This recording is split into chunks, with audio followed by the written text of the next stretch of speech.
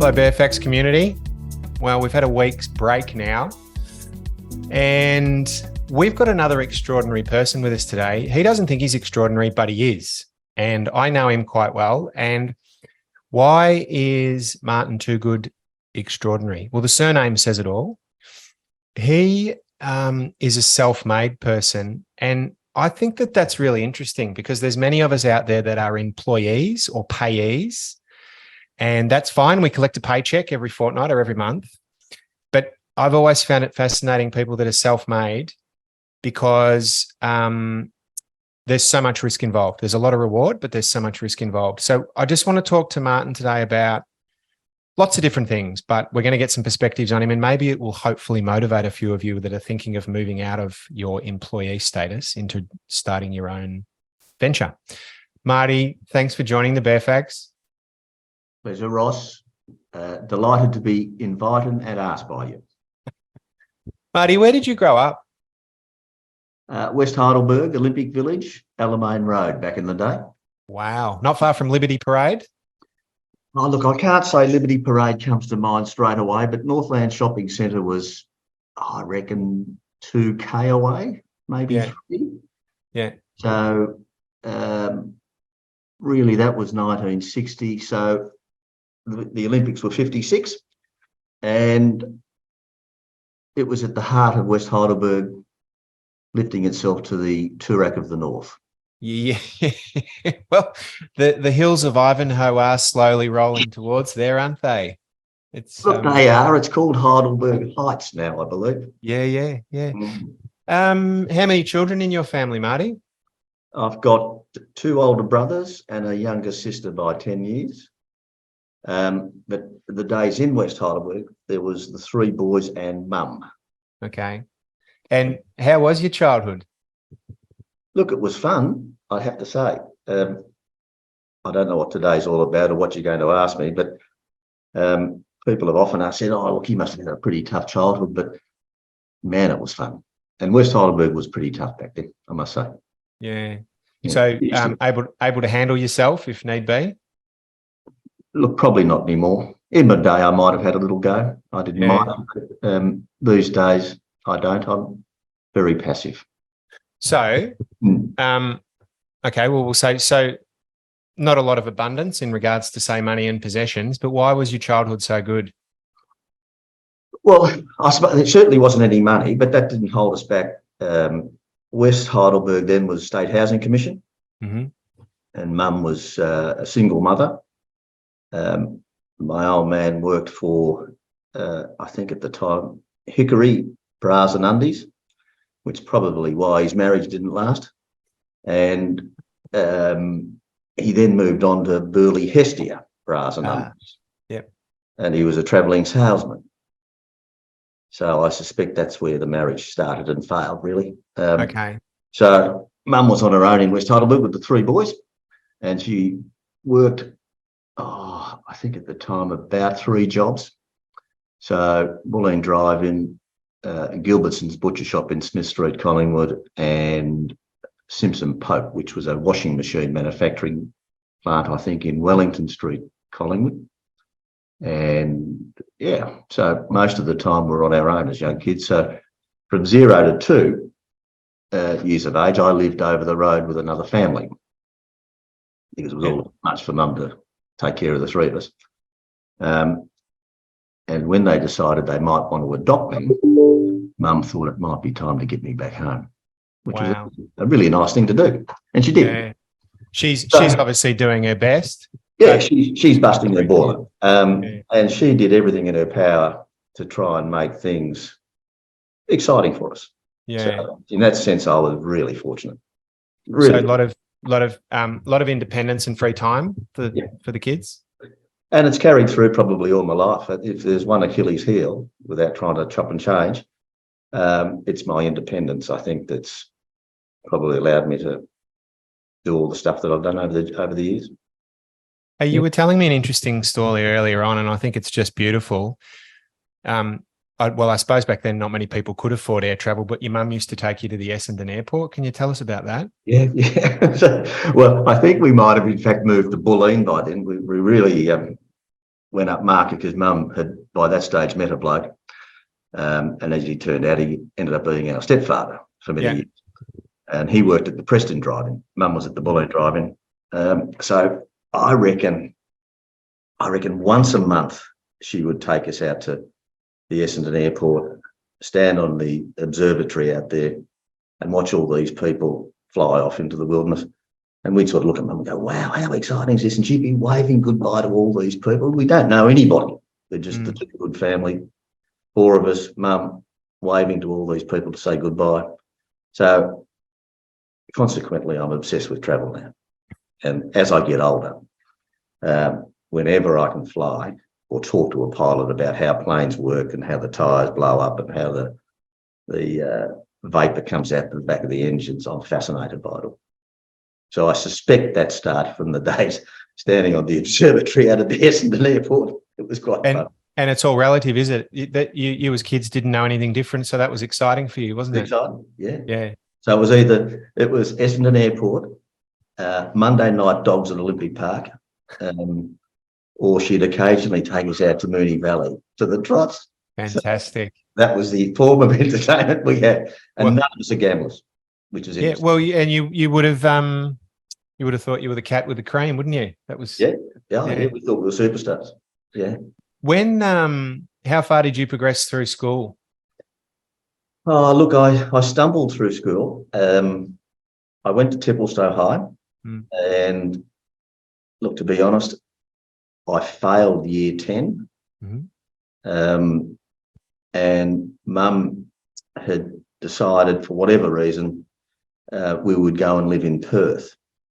So when we got to Perth, in the Kalamunda Hills, they thought we could, buy some real estate over there and live in a 4-bedroom home and 3 bathrooms and all that sort of stuff, double garage. And she was thrilled about the idea of that. Except mum was pretty ordinary at making money and didn't know how to hang on to it. So by the time we got there and she ummed and ahed and frigged around, we ended up living in a caravan park for 3 years. Wow. Missed out on buying the house. But I went to Kalamunda High and they said, well, what year did you finish? And I said, year 10. Have you got your report? I said, look, no, I haven't. We left Melbourne to come over here and I didn't get it. Bullshit, I'd failed. That was the truth of the matter. Anyway, they put me into year 11 at Kalamunda High. And at about halfway through, the English teacher pulled me aside and said, Martyn, you're a nice kid, but you'd be far better off in the workforce. Wow. I said, right. Well, thank you, sir. I'll take your advice on board. And I left. And that was it. Was that a knock to your confidence, or that you being you, that was refreshing? Yeah, refreshing. Okay. To be brutally honest, I hated every minute of Perth because I had all my mates here, and mum taken me out of Templestowe High, taken me out of school. I didn't really want to go. My 2 eldest brothers stayed in Melbourne, so I was pretty shitty on the world for a long time, I must say. Yeah. So going to school, I was always going to rebel, and I sat in the corner and I didn't talk to anyone. I certainly didn't make any friends. So it was probably a revelation when he said, look, you're out, buddy. Was that, so you've already led a pretty independent lifestyle, so a reasonably stoic upbringing. How hard was that for you? Like how close were you to your brothers? Interesting. I was pretty close to my eldest brother, Steve. And he he was the father of the household. Our stepfather was always working at the Preston driving. He worked at night time and drove a taxi truck in Melbourne during the day. So we really didn't see him. Mum was always working or at the Bulleen driving at night time in the canteen. So my eldest brother sort of looked after us and probably took me under his wing. The middle brother did nothing but belt me up, which is pretty normal for boys. So we weren't friends for a long time until he started coming over to Perth a bit older. And by this stage, I'd got out of school. And when I got home that night, he said, well, look, he'd arrived, I don't know, let's call it a couple of months later. He said, well, you need to get a job. I said, right. He said, what do you want to do? I said, well, I'd love to be a plumber. Oh, right. Okay. So we tried, got the yellow pages out. I think Perth, it wasn't the yellow pages in Perth. They were white pages. So we got the phone book out, rang a heap of companies, and no one would take me on. He said, oh, well, that was a shit idea. What's next? I said, what about a carpenter? Right. So we rang 20 companies. Bugger me, one of them said, come in for an interview, got the job as an apprentice carpenter. So from then on, my brittle brother and I became pretty close. He then travelled overseas and we kept in touch and all sorts of bits and pieces. So I got out of school and did my apprenticeship as a carpenter in Perth. Did you love it? It was fantastic. Yeah. In fact, so much so, I'd in my third year, the company I was working for was what they call a tier one builder, the likes of a multiplex or someone at that level in Perth, and they went broke at the time. I think that was about 79. So I finished up working for one of the subcontractors that they worked for, that did their work. And I had a fairly strong work ethic, and they sent me up to Telfer Gold Mine, which is up near Lake Disappointment, Marble Bar, Fitzroy Crossing. Yeah. And I was out there for 6 months as the chippy, on-site carpenter chippy, working for this contractor building the Singleman's quarters. So I was up there. I took $160 away with me at the time, and I came back with $20 in my pocket 6 months later. All my wages went into my bank account in Perth. I didn't drink, I didn't smoke. I played footy for them up there, and it was a great thing that set me up. Yeah. So as a chippy, I loved it. Came back to Melbourne after 6 or 7 years over there. The caravan park was a great experience as well, but all of these little things added up to me coming back to Melbourne. Mum stayed in Perth with my sister, and then I thought, you know what, I probably need to go and travel the world. So at 21, all the money I'd earned, I took off for 12 months and went and travelled around the US and Mexico and Canada and skied in Colorado and various bits and pieces. And I finished up getting a job in a pizza shop in New York. And the pizza shop happened to be Rocky Graziano. And he was the middleweight champion of the world as a boxer. There was Graziano, who was the heavyweight. Graziano was the middleweight. Massiano was the heavyweight boxing champion. So Third Avenue, it was an amazing experience. 3 months working in there with this, kids were shadow boxing in the window, and it was amazing experience. Until someone decided they were going to cut my gizzards open, and I resigned that day. Yeah. Wow. Yeah. Some silly guy dressed in a suit late at night. It's a pizza shop, of course, and he said to me, "I want a fucking hamburger, mate." In his English accent, he was a pom. Yeah. I said, "We don't make hamburgers. It's a pizza shop, buddy." So he had a pizza, went and sat around the back and ate the pizza. And you made in the USA massive pizza, so you bought by the slice. Yeah. And with that, he must have taken offence to what I said. And he came back and peeled his coat open, and he pulls out a boning knife and says, "I'm going to cut your fucking gizzards open." And with that, I bounced over the counter in one bound. So if you ever watch me in the gym, I can actually free jump quite a lot. Even at 63, I can still do it because of that experience. So I bolted down 3rd Avenue to 34th and 35th Street. The cops there, they throw me in the back of the car, all fly up 3rd Avenue. It was like Starsky and Hutch. It was so surreal when I think back now. Anyway, of course, he'd gone. And I thought about it all night, and the description I gave to the cops was nothing like what he looked like. I was in a state by this stage. Yeah. He comes back the next night and says to the guy I was working with, leans over the counter, he said, "Where's your fucking running mate?"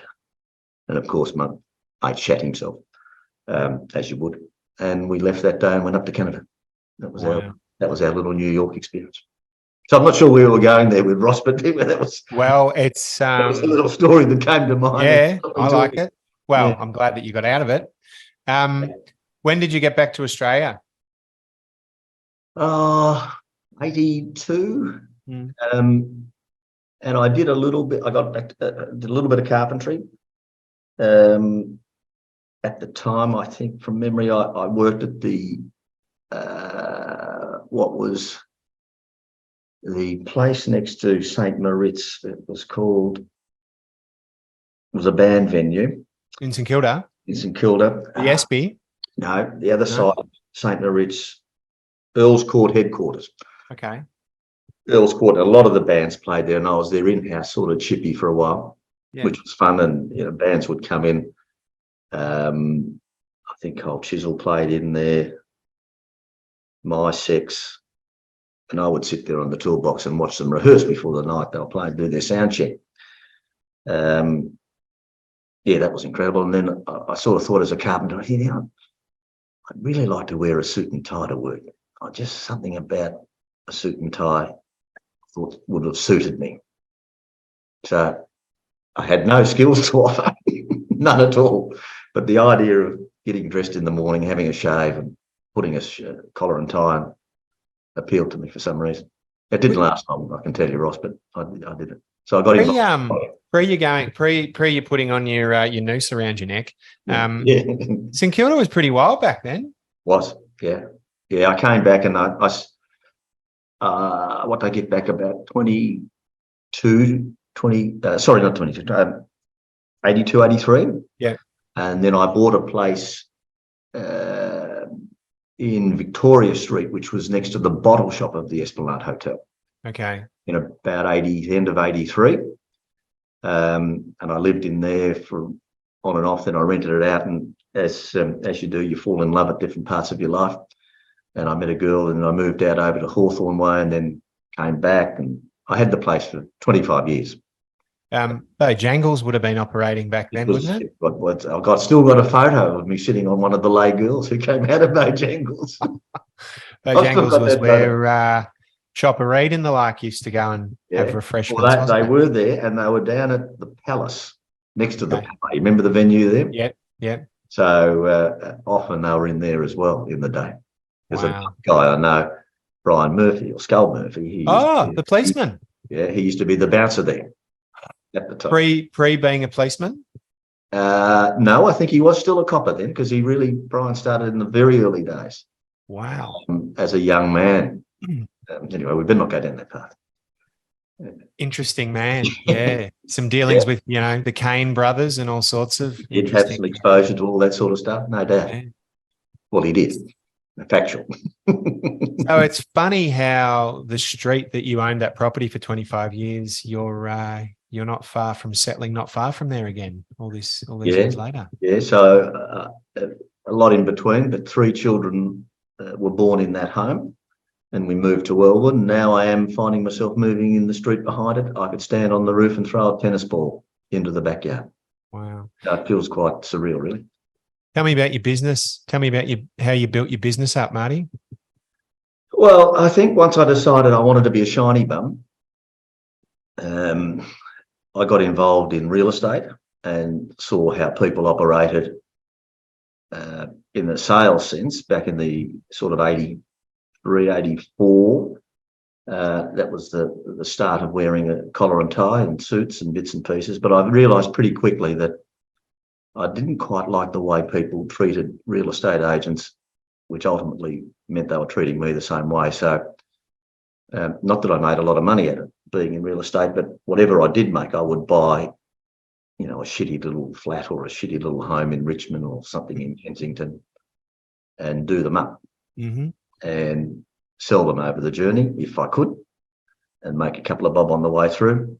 And I probably did that for about 4 or 5 years.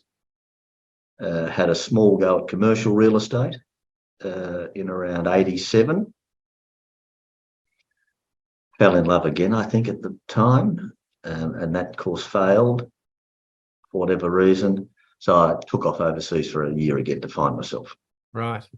Just had to think about where I thought life should go. So I started in Japan and had a couple of months there, and took off to Greece, Turkey, down to Egypt, Sudan, back up into Europe, and sort of fluffed around. I didn't particularly work this time over to Ireland. Just travelled around as a sort of a backpacker, thinking about where life should go and what I should do. And of course, I didn't find myself.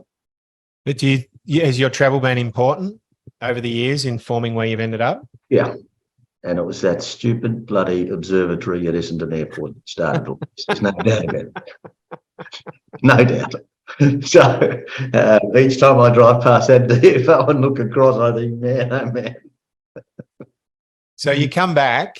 So I come back, and I thought, well, I better get involved in property again, which I did. Yeah. I went back into just working for a commercial agent in the city.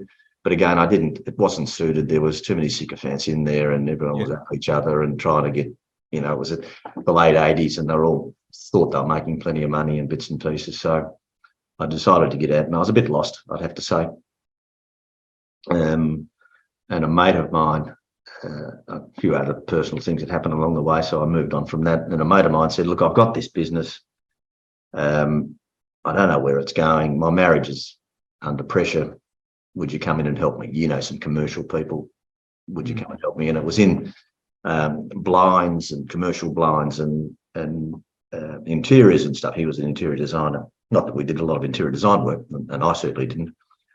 But I knew to get commercial jobs if we needed to do blinds and bits and pieces. So I said to him, look, I'll come in and help you, but I'm not interested in not owning the business. He said, well, you got to buy it. I said, well, it's worthless. You've asked me to come in because you haven't got any money. You're actually going south. And in the end, we agreed on $10,000, of which I gave him 5,000, and the next 5,000 was in 12 months' time. I think he forgot about it, or I forgot about it. Anyway, we ended up being, we were mates first. We ended up being in business together. Yeah. We kept that going for, I suppose about 8-9 years. And we started doing a little bit more property stuff ourselves along the way, do them up on weekends and buy and sell. We concentrated predominantly in Kensington, and that seemed to go pretty well. And his marriage ultimately failed and decided he'd go and live in Byron Bay. And I said, well, fuck, I don't want to, you got me into this business by default. I don't really want to be running around doing it all the time. Property's where I'd rather be. So I sold the business when he went up to Byron Bay, which he was always shitty on me. But I said, we sold it. We got some money for it. What are you talking about? You're not coming back. Yeah. He ultimately did come back years later and started again. And still to this day, he does muck around with blinds. And I think I finally convinced him to get out of it only a matter of months ago. And he has. He's a bit older than me now, but he's finally got out of it. So, and then I really started, I suppose, from 93, 94, focusing on property a bit more. And then once we'd sold that business, I focused predominantly on property right the way through to now. Okay. And that's Martyn Properties, isn't it? Yeah. It has been various names over the years. And for a long time, it was a company called DevCorp. And DevCorp did a big property transaction over at Footscray on the Maribyrnong River, and that was a good. You get a couple of goodies in life, and that was a goodie. Okay, one that went pretty well. So they're the good things. They're the positive things that have happened for you. How do you handle the risk involved, or how have you handled the risk involved? Because if it's your business, if I say I'm working for you, you have to pay me a paycheck every fortnight or whatever. But if it's your business, if it goes well, then you can enjoy the spoils. But if it's not, like, it's all on you, isn't it? How do you handle that stress? Probably not well, Ross, at times, I must say. Of course, my marriage failed, so that probably had something to do with it. Look, a lot of the time, and I don't know, I'm sure a lot of property people do it vastly differently to I do it, but I tried to at times use my own money, and at times I didn't have a lot of it. So borrowing was always problematic, and I must say, in the probably 2009s through to 15s, you're up to pussy's bow in debt, and it's not a great feeling, I must say. And of course, during the course of that, there's a marriage that's falling apart. And without going into an enormous amount of detail, then as I found out, I probably really wasn't married to my ex-wife. It was her father that was causing an enormous amount of problems in the background. So I found myself in all these court battles that I really didn't want to be in. Which only the lawyers win? Which only the lawyers win.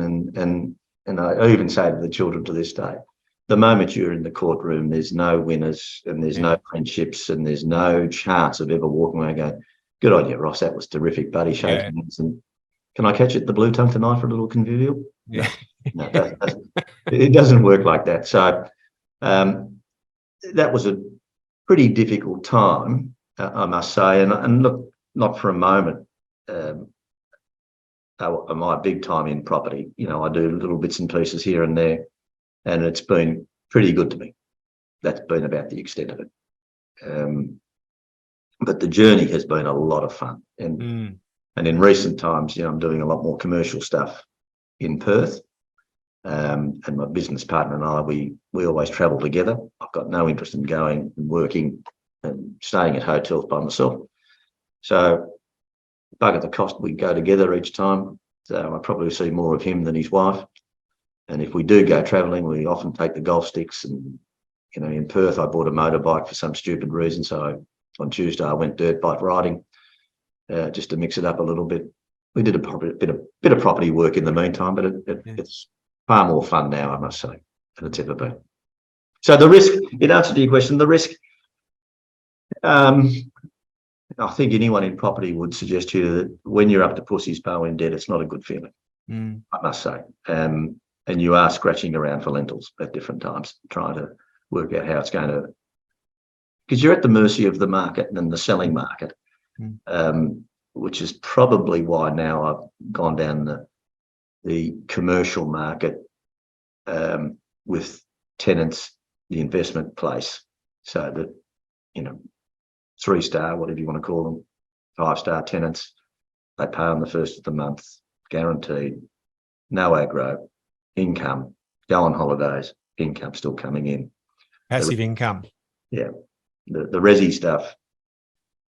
And as an example, I'm sure my partners in it would agree with me. We did a fantastic development, if I don't say so myself, as design goes, in Carson Street, Kew. 8 really big 250-metre apartments. Probably taken about 6 years, town planning, COVID, fighting, all sorts of dribble along the way. If we make any money out of it, I'll be surprised. I'll get my money back. Wow. And then under most circumstances, if you didn't have the money to tip in, being the three of us who were in it together, the banks would have stepped in probably 3 or 4 years ago. Wow. Because you borrowed. I didn't want to tip the money in, but at least we were able to. Otherwise, you'd be belly up, you'd be long con. So is that the right way to do development? No, it's not. But we survived, and we'll get our dough back, and maybe a little bit. And like if I took you to the development, Ross, you'd go, wow, this is fantastic. But you're at the mercy of others. So your childhood it sounds like a really actually nice childhood, a fun childhood with a mum who gave you everything she could. How much do you reflect upon that now when you're doing your business ventures and stuff? Do you have is it in regards to making money or being successful? Do you know that it doesn't really matter at the end of the day in some forms, or? I think about it a lot, to be honest. Okay. And I reckon I've been unbelievably lucky. As I say, I'm certainly not big time in any capacity. I've enjoyed my journey. It's been an unbelievable fun journey. I've made a couple of bob on the way. I've never been driven ever about copious amounts of money and looking at my bank account going, wow, shit, look at that.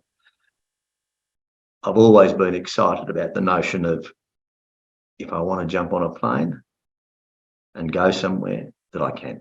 Okay. And it's probably been my biggest motivator. If I want to go and eat somewhere, I'm not saying, oh, no, I can't do that. Now, that's only just happened, I might add, Ross. That's not something, there's been moments where, when I was scratching around for those lentils, I couldn't find the bastards. So there wasn't a lot about, but I suppose in the last sort of 7 odd years since I got divorced.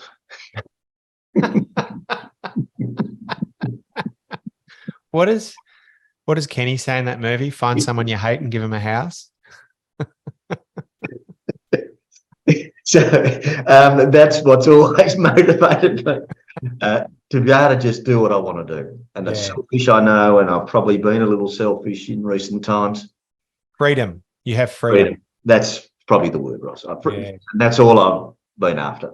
Because Mum was a great driver. She was as tough as nails, and I only wish that she could have had some of the spoils in her own life, because she bloody tried hard to get there, I must say. So she was. And look, Ross, I had a fantastic stepfather, I must say. Did I call him Dad? No. Did I look at him as being my dad? Yep. But I only ever referred to him as Johnny, and he was a bloody beauty. If we had to make a billy cart, and he was working out at the bus depot in Doncaster Road there, Doncaster, and if we ever needed ball bearing wheels or shit like that to make a billy cart, he got them for us. And if we had to make the billy cart, he'd be trying to make it with us. So all those things that, I probably don't even get a chance to do with my own kids, because they just don't do that anymore. They don't. So everyone's on their phones now, aren't they? We're very complex now. Going for a walk or a bike ride is almost a novelty for children nowadays. Correct. And, I was flat out getting on linking into this. That's good. Yeah, because I can't work the phone. I can't work technology. So I'm pretty blessed in some ways. I don't get caught up in it. So education. So we spoke about this briefly this morning. So someone would say something. So they'd say, "Oh, Marty, he's built a successful business and he didn't even finish school." And we spoke about how people go, "Well, he must be pretty impressive. He can do that without an education." Whereas conversely, would you say that a lot of education narrows you down one path and it stymies you? Like, if you'd done all these university courses and all this education, would you be doing what you're doing now? Look, probably not. I think, the one thing that's probably helped me is more the street cunning, I suppose, or street savvy stuff, because of the opportunities we had when we were younger. I remember, Mum always said to me, all my mates wanted to smoke or smoke dope or drink booze or green ginger wine. Remember that? The bloody $1.99 out of the bottle shop. And she said, never, ever be afraid to walk away, even if you're they're your best mates. Yeah. You don't have to follow suit. I never have. Yeah. So the education was not important to me.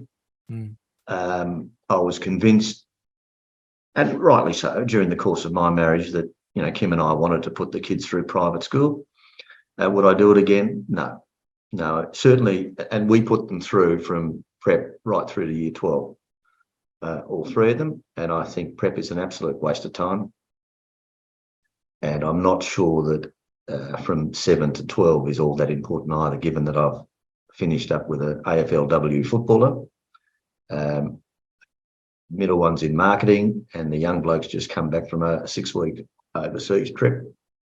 And he wants to work. He's not quite sure what he wants to do, but he needed a week off to get himself ready to go to work after having 6 weeks off, which I thought was interesting. What are the kids of today missing? What have they got to focus on? Well, a little bit of work ethic and getting off your ass, putting the phone down, and actually trying to do something that's constructive, in my view. And I just got back from Perth. We're building over there, and the young bloke that looks after my dirt bike over there, he's pulled apart a Nissan Control himself. He's 19. It's laying on the ground, all in pieces. There was the chassis, there was the wheel stack, and he's putting it back together piece by piece. Wow. And he's taught himself to do it, which I thought, good on you. A young kid today. Amazing. It's all good to have ideas, isn't it? But at the end of the day, there has to be some hard work as well, doesn't there, to put the ideas into place? Yeah. Yeah, I think you most definitely need to do some physical work. I don't think that will hurt you. And I suppose you do want to have to make change, and whatever that may be. If that means you're driven by making lots of money, well, good on you if that's what you're into. I was never driven by making lots of money. I was driven by doing the things I wanted to do selfishly when I wanted to do them. Can that distract people from achieving their aims, focusing too much on, well, I've got to make a lot of money from doing this? Can that detract from actually doing what you want to do? Look, yes, and I sincerely hope that my kids aren't listening to this, but when they ask, what's the hourly rate? And you're a labourer, and do I get double time after 4 o'clock? And if it's raining, do I get triple time? You've got no chance. Okay. If you're worrying, in my view, yeah, you're worrying about the dollar in your first or second job, or what you're going to be paid because it might be a little difficult, you've got two chances. In my opinion. Yeah. Just do the job. And as I said to Daisy, my middle daughter, she went overseas, got back on Tuesday from Vietnam, started back at work on the Wednesday. And I was thrilled. I had a pizza with her last night, and I said, don't worry about the money. The money will come, or whatever you want out of it will come. Just put in the effort. Yeah. Oh, great. Thanks, Dad. I said, that's it. Don't worry about whether you're getting double time or triple time or time and a half or whatever you do the job. Do it well, and success will come in whatever form you want it. It's fantastic. The eldest daughter, she wanted to be a footballer, and she's seemingly going quite well at it. Who is she playing for, Marty? She's the captain of Essendon. Wow. Yeah. So this is her second season, and yeah, she loves it. She was at the Bulldogs for 6, and this is her second season at Essendon. So, and she's into fitness. So there's probably a career path there for her at some point in time. Where's the path leading for Martyn in the next 6 to 12 months? Travel. What a surprise. I need to learn a few more things about the 380 that I don't know already, or the 7 or anything like that. Work-wise, Ross, we've got a couple of projects in Perth still, so they're commercial. Yeah. Fingers crossed we might have got another one this week, and that'll keep us going next year. Yeah. And to be honest, the type of work that I do, I think it can probably keep going till I'm 80. Wow. As long as I enjoy it and it's fun. I've got a ski trip for the annual ski trip, which seems to be getting longer and longer and longer. So that's happening during February, March, and a little bit of April. Lovely. So I need to keep up with Mel and keep my fitness going. And if I stop talking, I might get fitter. Who knows? Hey, just on that, we took just briefly passive income and investing. That's important, yes? Oh, critical for me. Yeah. But for everyone, like there's not enough, like we learn all this stuff at school, but there's never a subject on investing, is there? Well, certainly not that I experienced. But I think if you can, and you hear about lots of people saying, I'd like to develop 2 units, or 4 units, or whatever you want to. And I often say, and for a moment, I'm not advising people on investment, but if you can create an income stream where you don't have to turn up every day, and there's something coming back, and I would be going down that path. And I suppose the point I'm making is have a diverse portfolio that if you've got the money to do a little bit, 1 or 2 or whatever it may be, 3 or 4 townhouses, units, whatever, but also have the security of some passive investment that's got regular income, pay it down, however you want to do it. I don't see that as being a bad thing. And because the development is hard. And as I say, at Q, if we weren't tipping the money in ourselves, we'd have been broke. Well, you would have had the bank step in and say, we want our money back. Wow. Yeah. Because it's hard. Yeah. 6 years on, that's a long time to hang on to a site and have interest payments coming out or whatever it might be. Pay the builder, blew over something. The building trade's terrible. They all want to blue with each other and argue the toss over variation, whatever it may be. It goes on and on and on. You don't get white hair for nothing, Ross, I can assure you. At least you've still got some. I've still got it. In that sense, again, I'm lucky. Hey, Marty, thanks for joining us today. My pleasure, buddy. Yeah. So when I approached you about this, you said, well, who wants to hear about me?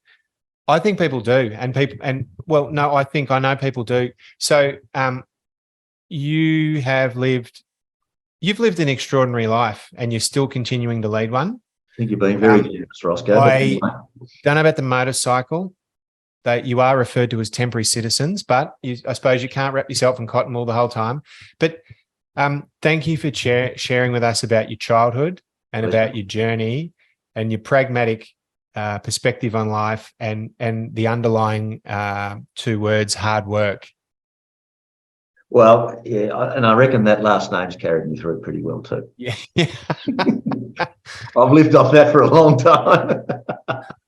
Marty, you are an extraordinary person. You've had an extraordinary life and career, and we wish you all the best. And thank you very much for joining us today on the Bare Facts. Pleasure, Ross. Thanks for inviting me, and I was thrilled that you did.